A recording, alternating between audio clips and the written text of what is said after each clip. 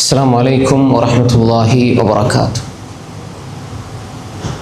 إن الحمد لله نحمده ونستعينه ونستغفره ونعوذ بالله من شرور أنفسنا ومن سيئات أعمالنا. من يهده الله فلا مضل له ومن يضلل فلا هادي له. وأشهد أن لا إله إلا الله وحده لا شريك له وأشهد أن محمدًا عبده ورسوله أما بعد.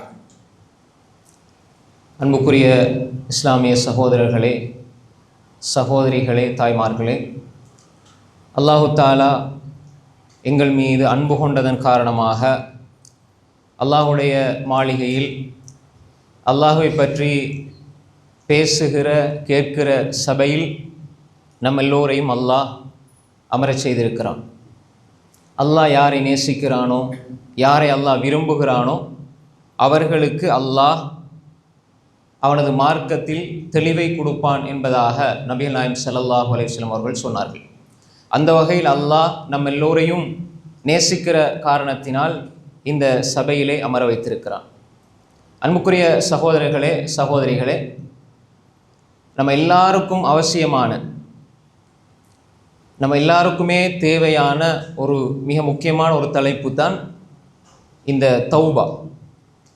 தௌபா செய்வது எப்படி, நாங்கள் எப்படி தௌபா செய்யணும் என்பது உலகத்தில் இருக்கிற எல்லா மனிதர்களுக்கும் இந்த தலைப்பு அவசியமானது.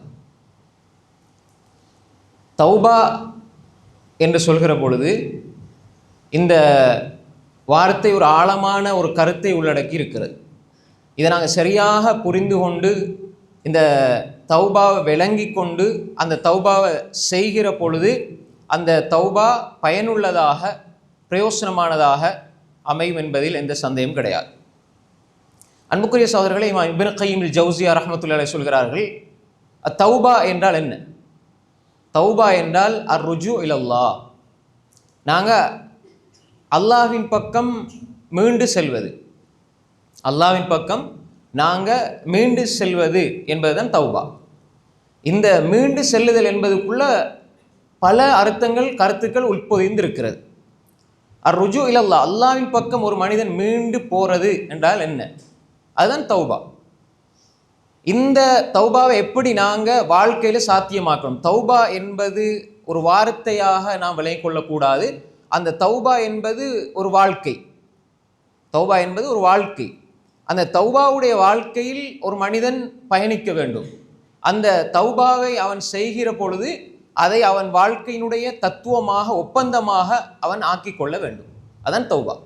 அப்போ அன்புக்குரிய சகோதரர்களே, சகோதரிகளே, முதலாவதாக நாங்கள் தௌபாவை ஏன் செய்யணும் என்பதை விளங்கிக் கொள்ளணும்.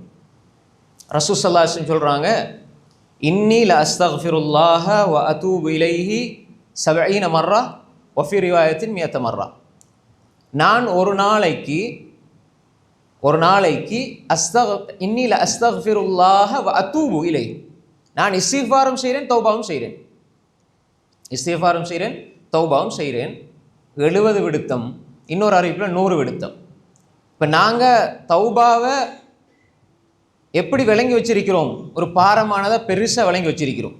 அது பாரமானது பெருசு தான். ஆனால் ஒரு மனிதன் ஒவ்வொரு நாளும் ஒவ்வொரு நொடியும் அதில் பால் தேவைப்படுகிறான் என்பதை உணர்ந்துக்கணும். இப்போ நாங்கள் 5 நிமிஷத்துக்கு ஒருக்கா, 10 நிமிஷத்துக்கு ஒருக்கா இப்படி செய்கிற தௌபாவும் இருக்கிறது. அதே நேரம் நான் குறித்த ஒரு பாவத்தை நினைச்சு வருந்தி செய்கிற தௌபாவும் இருக்கிறது. இங்கே ரசூல் ஸல்லல்லாஹு அலைஹி வஸல்லம் சொல்கிறாங்க, இன்னி ல அஸ்தக்ஃபிருல்லாஹ வ அதூபு இலைஹி 70 மர்ரா, 70 விடுத்தம், 100 விடுத்தம். அப்போ எனவே இந்த தௌபாவுடைய உணர்வை எங்களுக்கு சொல்கிறாங்க. ரசூல் ஸல்லல்லாஹு அலைஹி வஸல்லம் பெரிய பாவம் செஞ்ச ஆள் இல்லை, அவங்க பாவம் செய்கிற ஆள் இல்லை. பாவத்தை விட்டு பாதுகாக்கப்பட்ட நபி ஸல்லல்லாஹு அலைஹி வஸல்லம் இந்த உம்மத்துக்கு வழிகாட்டுறாங்க. நான் ஒரு நாளைக்கு இஸ்திக்ஃபார் செய்கிறேன், தௌபா செய்கிறேன் என்று ரசூல் ஸல்லல்லாஹு அலைஹி வஸல்லம் சொல்கிறாங்க. அப்போ அன்புக்குரிய சகோதரர்களே, எனவே தௌபா நாங்கள் அதன்பால் இவ்வளவு தேவையுடையவராக இருக்கிறோம். ரசூல் ஸல்லல்லாஹு அலைஹி வஸல்லம் அவங்களே ஒவ்வொரு நாளும் தௌபா செய்கிறாங்கன்னா நாங்கள் எவ்வளோ செய்யணும்? அப்போ அந்த ஒரு உணர்வு எங்களுக்கு வரணும். அல்லாஹ் தஆலா சொல்கிறான், யா அய்யுஹல்லதீன ஆமனு தூபு இலல்லாஹி தௌபத்தன் நசூஹா, ஈமான் கொண்டவர்களே, மூமின்கள் தான், மோமின்களே, ஈமான் கொண்டவர்களே, தூபு இலல்லா, அல்லாஹ்விடம் நீங்கள் தௌபா செய்யுங்க. தௌபத்தன் நசூஹா, அதாவது கலப்பற்ற தூய்மையான தௌபாவை நீங்கள் செய்யுங்க. பரிசுத்தமான கலப்பற்ற ஒரு தௌபாவை உண்மையான உள்ளத்தோடு நீங்கள் தௌபாவை செய்யுங்கன்னு அல்லாஹ் சொல்கிறான். அப்படின்னா என்ன? தௌபத்து நசூஹா குர்ஆன்ல அல்லாஹ் சொல்லலாம் தானே. அத்தௌபத்து நசூஹா என்ன? ஒரு மனிதன் செய்கிற தௌபா, இமாம் பகவி ரஹ்மத்துல்லாஹி அலைஹி அவருடைய தஃப்சீர் இருக்கிற மஆலிமு தன்சீல், அதில் இந்த வசனத்துக்கு விளக்கம் சொல்கிற பொழுது உமர் இப்னு கத்தாப் ரலியல்லாஹு அன்ஹு அவர்கள், உபய் இப்னு கஅப் ரலியல்லாஹு அன்ஹு அவர்கள், முஆத் இப்னு ஜபல் ரலியல்லாஹு அன்ஹு போன்றவங்க சொல்கிறாங்க, கலப்பற்ற தௌபாண்டா என்னென்றால், ஒரு மனிதன் செய்த பாவங்களில் இருந்து தௌபாட ஷரத்து இருக்குது. நான் அதை விரிவாக விளங்கப்படுத்தணும். அடுத்தது இது இந்த வசனத்துக்குரிய விளக்கம் சொல்கிற பொழுது, செய்த பாவத்தில் இருந்து அவன் மீண்டு வரணும், திரும்ப அந்த பாவத்தின்பால் போகக்கூடாது. எப்படி என்றால், எப்படி கறந்த பால் மீண்டும் அந்த மாட்டினுடைய அந்த பால் சுரக்கின்ற இடத்துக்கு செல்லாதோ, அது போன்று கறந்த பால் மீண்டும் எப்படி அதை கொண்டு செலுத்த முடியாதோ, போகாதோ, அது போன்று பாவத்தின் பால் அந்த மனிதன் மீண்டு செல்லக்கூடாது. அந்த அளவு பாவத்தில் இருந்து அவன் அதை வெறுத்து ஒதுங்கிறணும். அதுதான் தௌபா. யாரு? இந்த வசனத்துக்கு உமர் ரலியல்லாஹுடைய விளக்கம், உபய் இப்னு கஅப் ரலியல்லாஹுடைய விளக்கம், முஆத் இப்னு ஜபல் ரலியல்லாஹுடைய விளக்கம். அவ கறந்த பால் மீண்டும் அந்த கறந்த பால் எப்படி மீண்டும் அந்த மாட்டுக்குள்ள செலுத்த முடியாதோ, அது போன்றுதான் ஒரு மனிதன் செய்த பாவத்தின் பால் அவன் மீண்டும் செல்லக்கூடாது. இதுதான் தௌபா. அன்புக்குரிய சகோதரர்களே, இப்போ நாங்கள் இந்த தௌபத்தை நசூஹான்னு அல்லாஹ் சொல்கிறானே, இதை எப்படி விளங்கிக் கொள்ளணும்? பாவம் செய்கிறது, தௌபா செய்கிறது, பாவம் செய்கிறது, தௌபா செய்கிறது, பாவம் செய்கிறது, தௌபா செய்கிறது. இது கடைசியாக இப்படி ஒரு பகுதி இருக்கிறது. ஆனால் ஒரு முஃமின் இந்த தௌபாவை விளங்குகிற பொழுது உறுதியான ஒரு நம்பிக்கை அவனிடத்தில் வரணும். நான் செய்த பாவத்துக்கு தௌபா செய்தால் மீண்டும் அந்த பாவத்தின்பால் சென்றுவிடக்கூடாது என்ற உறுதிப்பாடு அவனுடைய உள்ளத்தில் இருக்கணும். இதைத்தான் அல்லாஹு தஆலா சொல்கிறான், யா அய்யுஹல்லதீன ஆமனு தூபு இலல்லாஹி தௌபத்தன் நசூஹா. அன்புக்குரிய சகோதரர்களே, நாம் இந்த ஒரு அடிப்படையை முதலாவதாக புரிந்து கொள்ள வேண்டும். அன்புக்குரிய சகோதரர்களே, தௌபா என்பது அது கலப்பற்றது, தூய்மையானது என்றால் தௌபாவினுடைய நிபந்தனைகள் என்ன? ஷுருத்து தௌபா. தௌபாண்டா என்னென்ன நிபந்தனைகள் இருக்கணும்? தௌபாவில் இந்த விஷயங்கள் கடைபிடிக்கப்படணும். முதலாவதாக, ஒரு மனிதன் தௌபா செய்கிறார் என்றால் அவர் முதலாவது இந்த ஒரு அடிப்படையை உள்ளத்தில் எடுத்துக்கொள்ளணும். செய்த பாவம் செய்கிற பாவத்தில் இருந்து அவர் விடுபட வேண்டும். முதலாவது நிபந்தனை. விடுபடாமல் தௌபா இல்லை. யா அல்லாஹ், எப்படி தௌபா செய்கிறேங்கிற முறை நான் அடுத்து சொல்கிறேன். இப்போ யா அல்லாஹ், நான் இந்த பாவத்தை செஞ்சிட்டேன், செய்கிறேன், மன்னிச்சிரு யா அல்லான்னு கேட்கறதுக்கு முன்னால் அவர் அதை விடணும். அவர் கொஞ்சம் பலவீனப்பட்டு போயிருக்கிறார். அடுத்து நான் பாவம் செஞ்சிருவேனா, விட்டுட்டு தானே கேட்கணுமெண்டா, இப்போ இந்த நேரத்தில் யா அல்லாஹ், நான் இந்த பாவம் செய்கிறேன் யா அல்லாஹ், எனக்கு ரொம்ப கஷ்டமாயிருக்குது யா அல்லாஹ் விடுறதுக்கு, என்னை மன்னிச்சிரு யா அல்லாஹ், நான் மீண்டும் போகமாட்டேன்னு சொல்லி ஒப்பந்தத்தை கொடுத்துட்டு திரும்ப விட்டாலும் பிரச்சனை இல்லை. ஆனால் முதலாவது அவர் விடணும், பாவத்தை விட்டுறணும். ஆனால் அவருடைய உள்ளம் பலவீனப்பட்டு போய், சிலருக்கு சில பாவங்கள் பழகினால் அது விடுறது கஷ்டமாயிருக்கும். இப்போ இந்த இடத்துல அவர் பாவத்தை அப்படி விட்டுட்டு தான் நான் தௌபா செய்யணும்னு நினச்சி விடாமல் அப்படி தௌபா செய்யாமல் அவர் இருந்துருவார். அப்படி சைத்தான் கொண்டு போயிடுவான். அதனால இவர் எல்லா இடத்துல ஒரு வாக்குறுதியை கொடுத்துட்டாருன்னா அவர் அதை மீறதுக்கு பயப்படுவார். யா அல்லாஹ், நான் இப்படி இந்த பாவம் செய்கிறேன் யா அல்லாஹ், என்னால் விடுறது கஷ்டமாக இருக்குது யா அல்லாஹ், என்னை மன்னிச்சிரு யா அல்லாஹ், அந்த பாவத்திலேருந்து விடுபடுறதுக்கு உதவி செய்யலான்னு துவா கேட்டு அந்த பாவத்திலேருந்து தூரமாகிட்டாருன்னா அல்ஹம்துலில்லாஹ். கேட்குறாரு திரும்ப செய்கிறாருன்னா அதில் அர்த்தம் இல்லை. அவனே முதலாவது அடிப்படை என்ன? பாவத்தை விடணும். செஞ்ச பாவத்தை விடணும். பாவம் செஞ்சு கொண்டே மன்றாடி கெஞ்சி கதறி பாவத்தை செய்கிறார், விடுறதுக்கு மனசு இல்லை. கெஞ்சிறார், அல்லாஹ்ட்ட கேட்கிறார், ஆனால் விடுறதுக்கு மனசு இல்லை. இப்போ இது தௌபா சாத்தியப்படாது, தௌபா முழுமையடையாது. அப்போ முதலாவது அடிப்படை என்னன்னு சொன்னால், ஒரு மனிதன் பாவத்தை விடணும். இப்போ இந்த ஷரத்துல் நிபந்தனையில் முதலாவது விஷயம் நல்லா மனசில் எடுத்துக்கொள்ளுங்க. ரெண்டாவது என்ன? ரெண்டாவது, இவர் செய்த பாவங்களை நினைத்து மனம் வருந்த வேண்டும். மனச ஒரு வருத்தம் வரணும், செஞ்ச பாவத்தை நினைச்சு வருந்தணும். அதாவது கடந்து போன காலங்களை பற்றி நம்ம நினைக்கக்கூடாது, வருந்தக்கூடாதுன்னு சொல்லுவாங்க. அது அந்த சப்ஜெக்ட் பொதுவாக இப்போ எங்களுக்கு ஏற்பட்ட ஒரு பிரச்சனை, ஒரு கவலைக்குரிய விஷயம். இப்போ இதை நினச்சி நம்ம சும்மா டென்ஷன் ஆகிறது, கவலைப்படுறது இது கூடாது. ஆனால் நாங்கள் செஞ்ச பாவம் இருக்குதே அதை நினச்சி வருத்தப்படுறது இபாதத் உள்ளத்துக்கு மகிழ்ச்சியை தரும். இபாதத் உள்ளதுக்கு மகிழ்ச்சியை தரும். நீங்கள் பாவத்தை நினச்சி கண்ணீர் துளியை வடிக்கிறது கண்ணீர் துளி தான். ஆனால் அந்த கண்ணீர் துளி நிம்மதியை தரும் உள்ளத்துக்கு. விளங்குதா அவங்களுக்கு? சில நேரம் மாறி நடக்கும். சந்தோஷத்துலேயும் கண்ணீர் துளி வரும், கேட்டால் ஆனந்த கண்ணீர்னு சொல்லுவோம். அப்போ எனவே இது மாதிரித்தான் நீங்கள் ஒரு தேவையில்லாத ஒரு விஷயத்தை நினச்சி வருந்துறது உளவியல் ரீதியாக அது உங்களோட மனசு கவலைப்படுத்தும். ஆனால் ஒரு முஃமினுடைய பார்வையில் அவனது பாவத்தை நினைச்சு வருந்தணும். அது இபாதா, அது அடிப்படையில் தௌபாவில் உள்ள ஒரு விஷயம். வருந்தணும். பாவத்தை நினைச்சு சந்தோஷப்படுறவங்களையும் மீட்பாங்க, அது கூடாது. அது பாவத்தை விட பயங்கரமானது, பாவத்தை விட பயங்கரமானது. அப்துல்லா இப்னு அப்பாஸ் ரலியல்லாஹு சொல்றாங்க, அபூ நுஐம் அல் அஸ்பஹானி ரஹ்மத்துல்லாஹி அலைஹி தனது ஹில்யத்துல் அவுலியாவில் பதிவு செஞ்சு வச்சிருக்கிறாங்க. ஒரு மனிதன் பாவம் செஞ்சு போட்டு அதை நினைச்சு சந்தோஷப்படுறதுக்கு தானே, ஒரு பாவத்தை செஞ்சு போட்டு அதை நினைச்சு சந்தோஷப்படுறது செஞ்ச பாவத்தை விட பயங்கரமானது. செஞ்ச பாவத்தை விட பயங்கரமானது. ஒரு ஆள் பாவம் செய்ய பார்க்குறாரு, ஆனால் அந்த பாவத்தில் செய்ய இல்லாமல் அது தவறி போயிடுச்சு. பாவம் செய்ய தான் போனார், அது தவறி போச்சுது. இப்போ அநியாயமே தவறி போச்சுன்னு கவலைப்படுறதுக்கு தானே, கவலைப்படுறதுக்கு தானே அந்த பாவத்தை செய்கிறத விட பயங்கரமானது. நல்லா விளங்கிக் கொள்ளுங்க. பாவத்தை செஞ்சு போட்டு சந்தோஷப்படுறது அந்த செஞ்ச பாவத்தை விட பயங்கரமானது. பாவம் செய்ய கிடைக்கலேன்னு வருந்துறது, அந்த வருந்துறதுக்கு தானே அது அந்த பாவத்தை செய்கிறத விட பயங்கரமானது. இந்த எண்ணம் தானே பாவத்தில் மகிழ்ச்சி அடைகிறது, பாவம் தவறி போனால் கவலைப்படுறதெல்லாம் மிக பயங்கரமான ஒரு நிலை. எனவே தான் அப்துல்லா இப்னு அப்பாஸ் ரலியல்லாஹு இந்த கருத்து சொல்றாங்க. அபூ நுஐம் அல் அஸ்பஹானி ரஹ்மத்துல்லாஹி அலைஹி தனது ஹில்யத்துல் அவுலியாவில் இதை பதிவு செய்து வைத்திருக்கிறார்கள். அப்போ எனவே பாவத்தை நினைச்சு வருந்தணும். சஹாபாக்கள் நன்மை செஞ்சா அழுவாங்க, நன்மை செஞ்சா உள்ளம் நடுங்கும், அழுவாங்க. ஏன் அழுவாங்க? அல்லாஹ் இதை ஏற்றுக்கொண்டானா இல்லையா, இது அல்லாஹ் நாளைக்கு இஹ்லாஸ் இல்லைன்னு முகத்தில் தூக்கி எரிஞ்சிருவானா அப்படின்ட்டு அவங்க நன்மை செஞ்சு போட்டு அழுதாங்க. இன்றைக்கு நாங்கள் பாவம் செஞ்சு போட்டு சிரிக்கிறோம். நவுதுபில்லா, அல்லாஹ் பாதுகாத்தவர்களை தவிர. அப்போ எனவே தௌபாவினுடைய இரண்டாவது அடிப்படை என்ன? ஒரு மனிதன் செஞ்சதை நினைச்சு வருந்தணும், மனசால அவன் பயப்படணும், வருந்தணும். அந்த ஒரு நிலை ஒரு தௌபா செய்கிற மனிதனுக்கு உள்ளத்தில் ஏற்படணும். இது ரெண்டாவது விஷயம். இதை எப்படி சாத்தியப்படுத்துறது என்பதை நேரம் இருந்தால் சொல்கிறேன் இன்ஷா அல்லாஹ். இது ரெண்டாவது விஷயம். மூன்றாவது ஒன்று இருக்கிறது. தௌபாவினுடைய மூன்றாவது நிபந்தனை என்ன? ஒரு மனிதன் பாவத்தை விடுறான், முதலாவது. ரெண்டாவது, செஞ்ச பாவங்களுக்கு வருந்துறான், ரெண்டாவது. மூன்றாவது, மீண்டும் நான் அந்த பாவத்தை செய்ய மாட்டேன் என்று தனக்குள்ள ஒரு உறுதிமொழி, அதாவது உறுதியாக எண்ணி அதை அல்லாஹ் இடத்துல ஒப்படைக்கிறான்.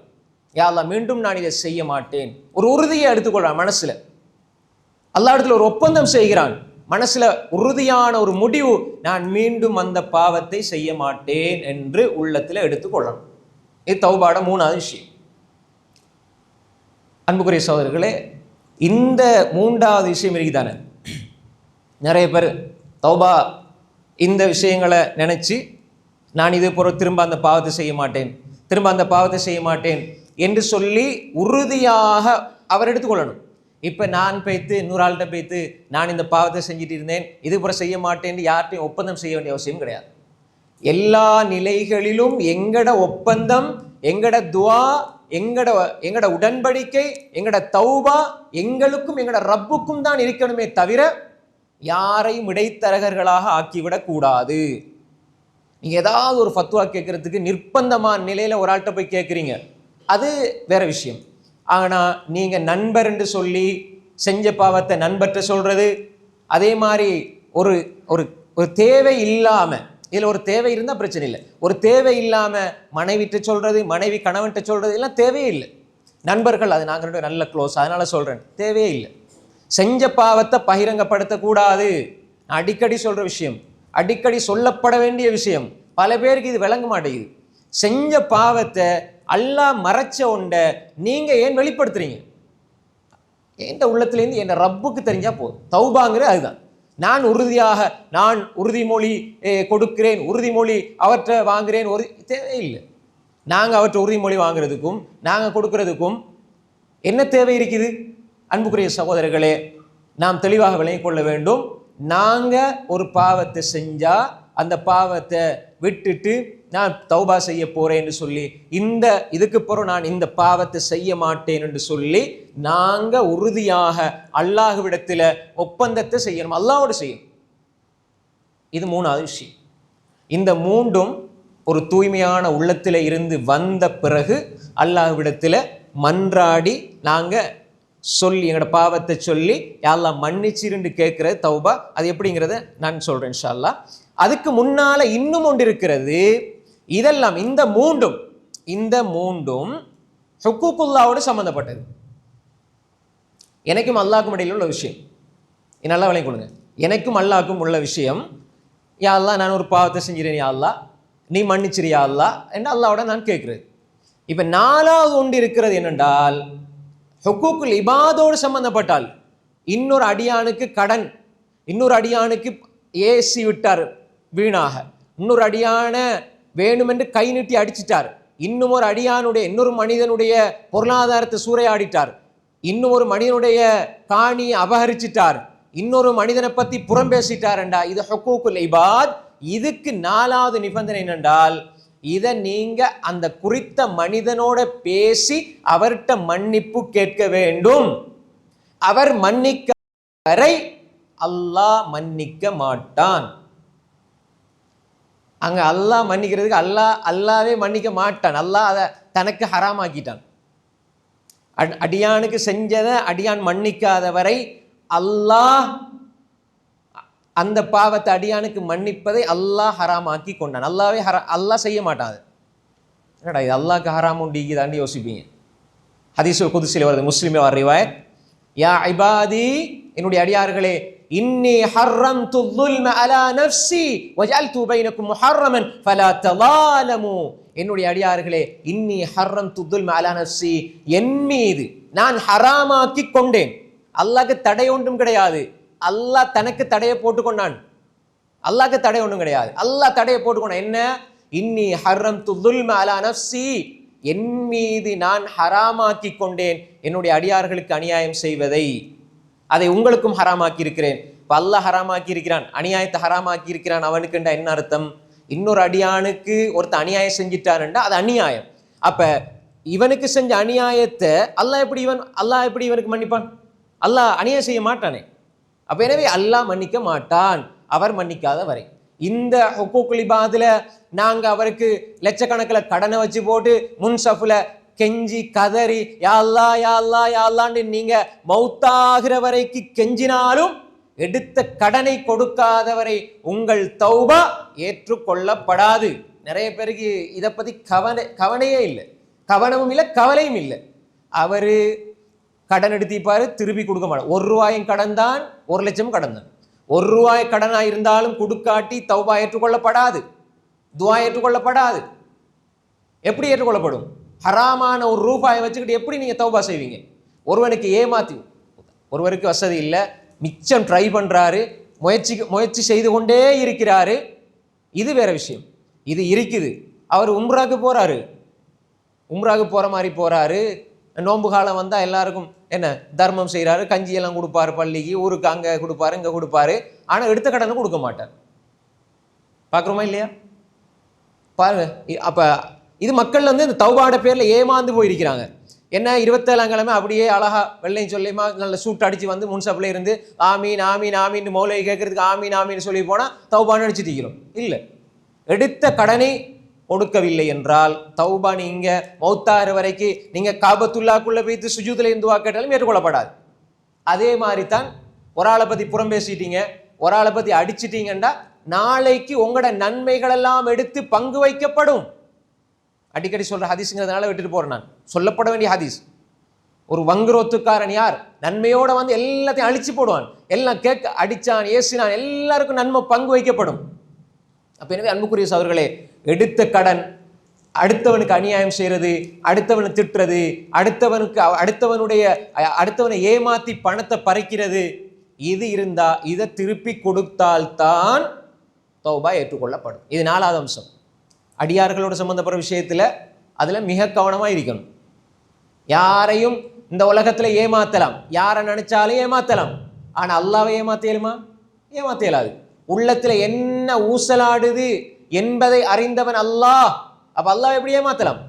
அப்ப எனவே நல்லா நினைவில் வச்சுக்கொள்ளுங்க சகோதரர்களே, இந்த உலகத்துல ஒரு மனிதன் ஒரு மூமினாக கடன் இல்லாதவனாக மரணிக்கிறது தான் சிறந்த மரணம். மூமினா மரணிக்கிறான், கடனோட மரணிச்சா ஒரு பிரயோசனம் இல்லை.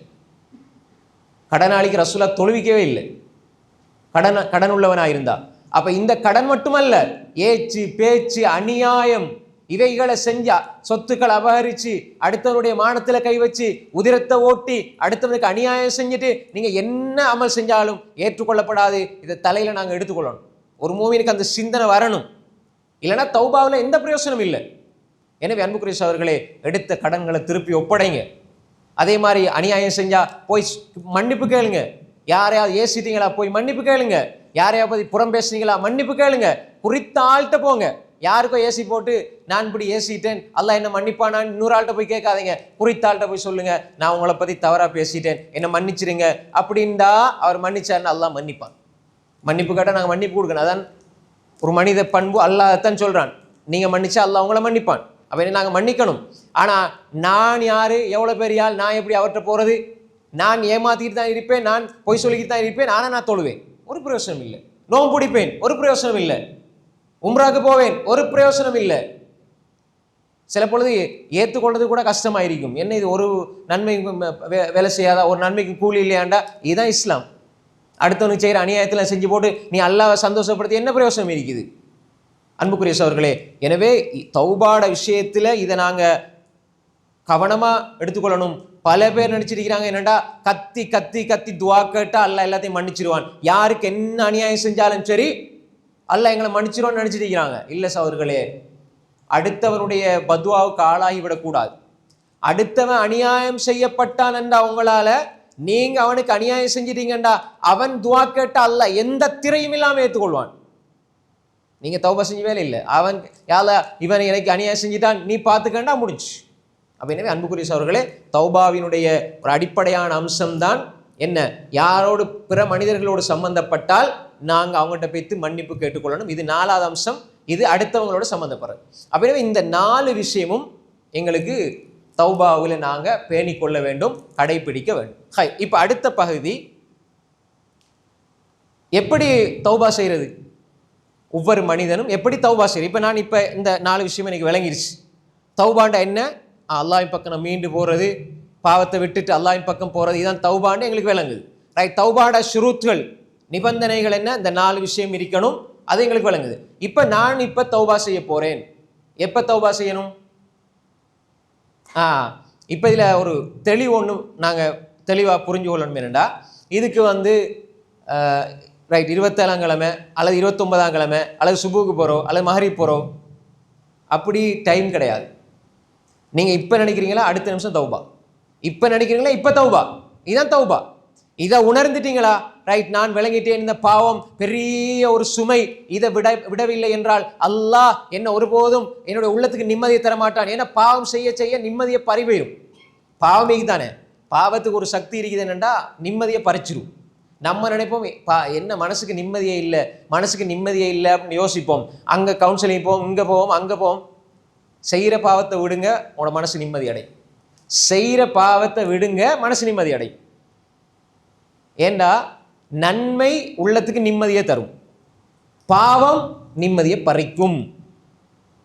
அப்ப பாவம் ஒரு கலக்கமான நிலையை உணர்றார் என்றால் செய்கிற பாவத்தை அவர் விடணும்.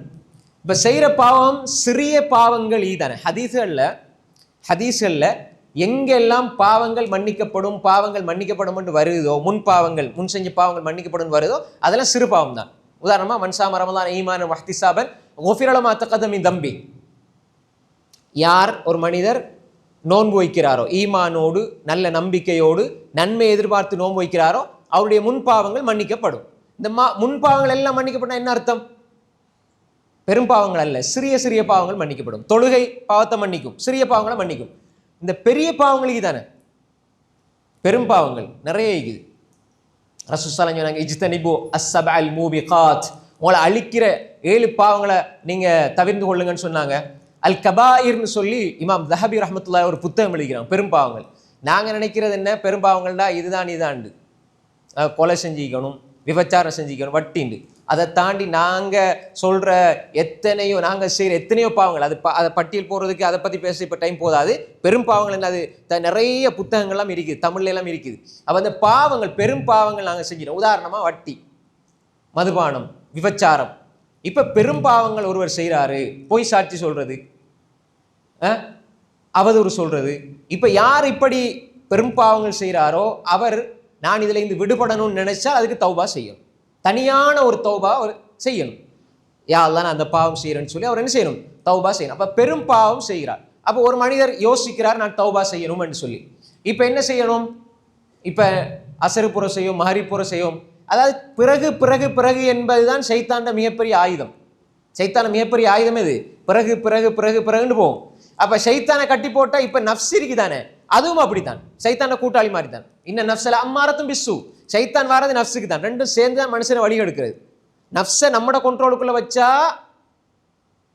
நம்ம நல்லதுக்கு பக்கம் போகலாம். நஃப்ஸு அதனுடைய கண்ட்ரோலை நம்மளை வச்சால் அது இயக்கிட்டு போகும். அதேதா நஃப்ஸை நம்மட கண்ட்ரோலுக்குள்ள வச்சுட்டோம்டா நஃப்ஸ் முத்துமைன்னா அது சொர்க்கத்துக்கு கூட்டிட்டு போகும். நஃப்ஸ் நம்மளை இயக்குச்சுன்னு சொன்னால், நஃப்ஸுக்கு நாங்கள் கட்டுப்பட்டால் இன்ன நஃப்ஸல அம்மாரத்தும் பிஸ்ஸு, அது கெடுதின்பால் தூண்டிக்கிட்டே போகும்.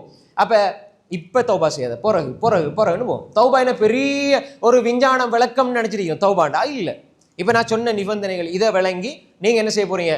இப்போ இந்த பயான் முடியுதா, அது தௌபா செய்ய போகிறேன், அல்லது நான் இன்னும் கொஞ்சம்னு சொல்லி நாங்கள் மிச்ச நேரம் எடுக்காமல் சரி எனக்கு இப்போ நான் போய் சாப்பிட்றேன், அல்லது வேலைக்கு முடிச்சுட்டு ரைட் உறுதியாக ரைட் இத்தனை மணிக்கு நான் தௌபா செய்ய போகிறேன், இத்தனை மணிக்கு செய்ய போகிறேன், டைம் மணிக்கணக்கில் அப்படியெல்லாம் இல்லை. நாங்கள் இதை ஒரு பெரிய ஒரு விஷயம் லேசாக செய்யணும். உடனே நீங்கள் தௌபா இன்றைக்கே செய்ய போகிறேன் ரைட் நான் எடுத்து உட்காந்து தௌபா செய்ய வேண்டியதான்.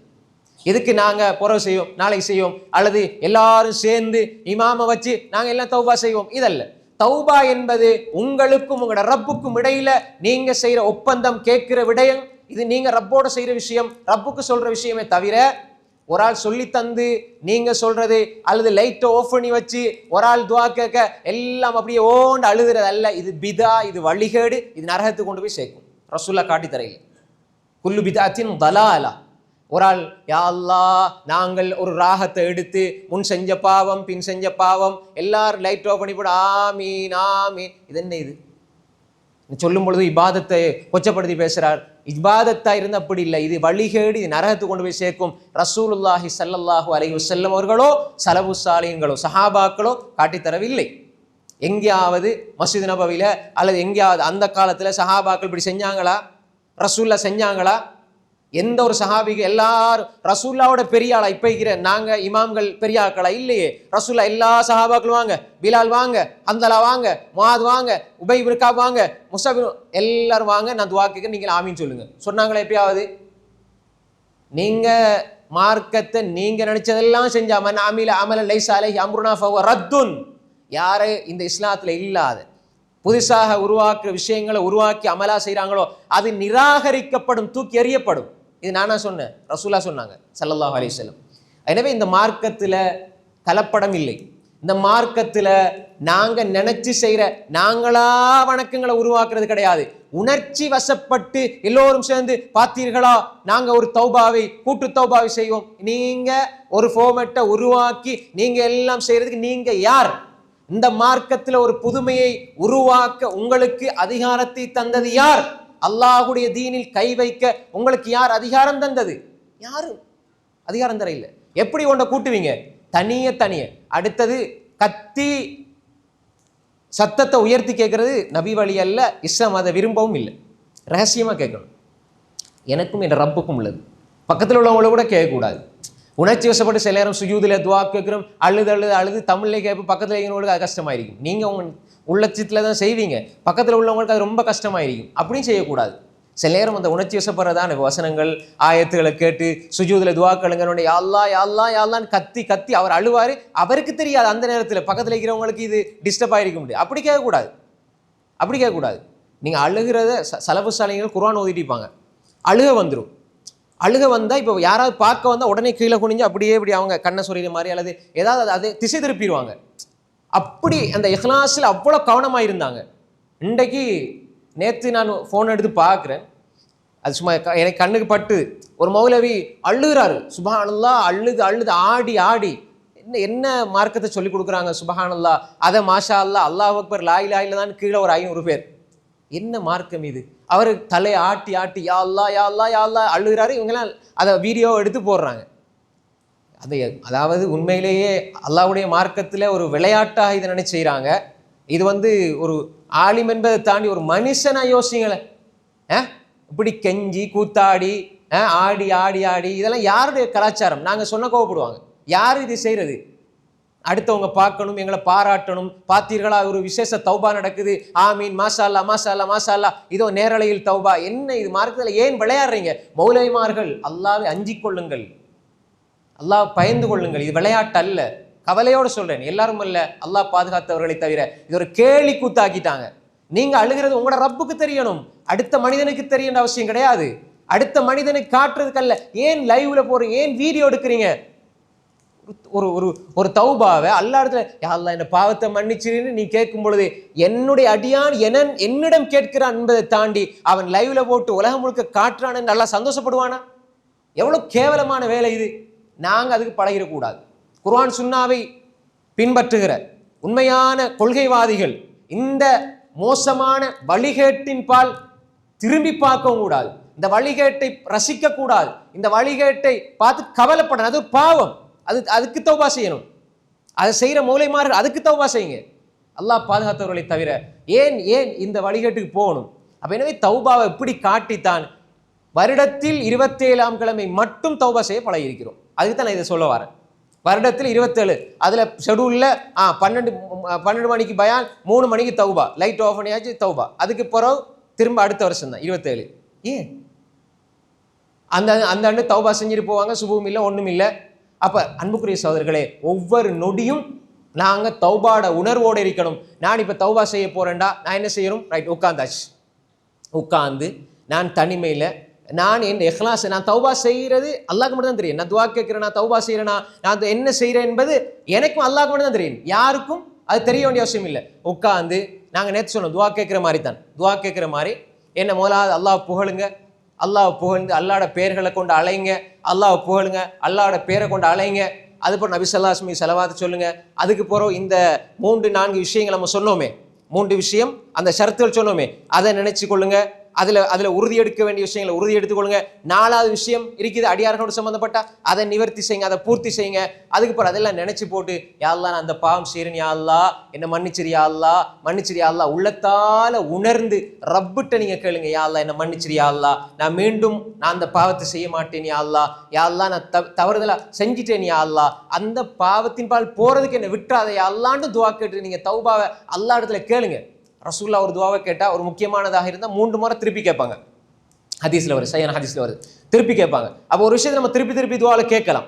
யா அல்லாஹ் இது யா அல்லாஹ் இந்த பாவத்தை செஞ்சுட்டேன் யா அல்லாஹ், அதோட சேர்த்து துவாவை நீங்கள் யா அல்லாஹ் அந்த பாவத்தின் பக்கம் நீங்கள் என்னை விட்டுறாத யா அல்லாஹ், அந்த பாவத்தை பற்றி நினச்சி நினச்சி நினச்சி அல்லாஹ் இடத்துல நீங்கள் கேளுங்க.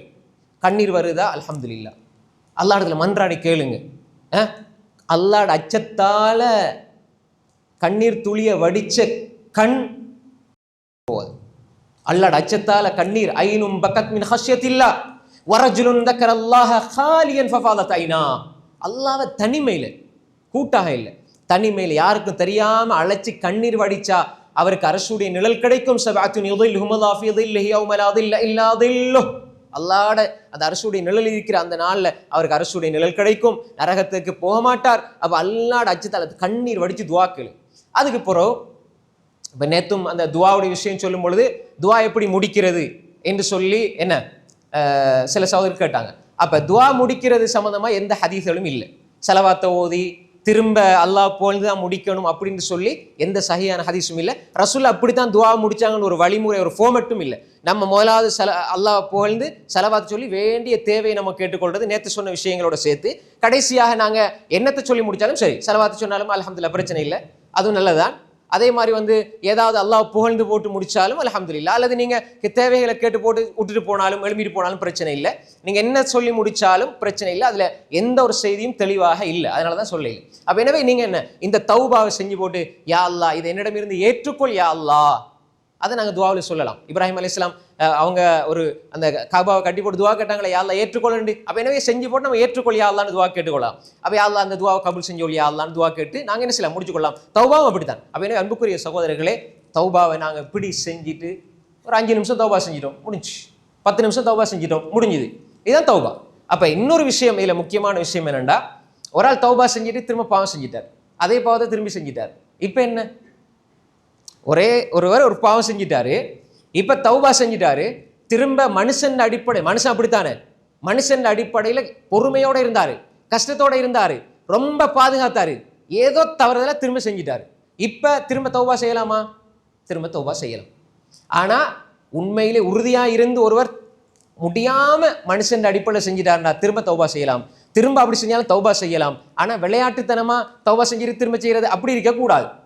இந்த இடத்துல பாவம் செய்யறதுக்கு ஒரு வாசல் திறப்படுதுன்னு நினைச்சிடக்கூடாது. இந்த இடத்துல தௌபா விட்டு தூரமாகிடக்கூடாது என்பதைத்தான் இங்கே ஃபோக்கஸ் பண்ணப்படணும்.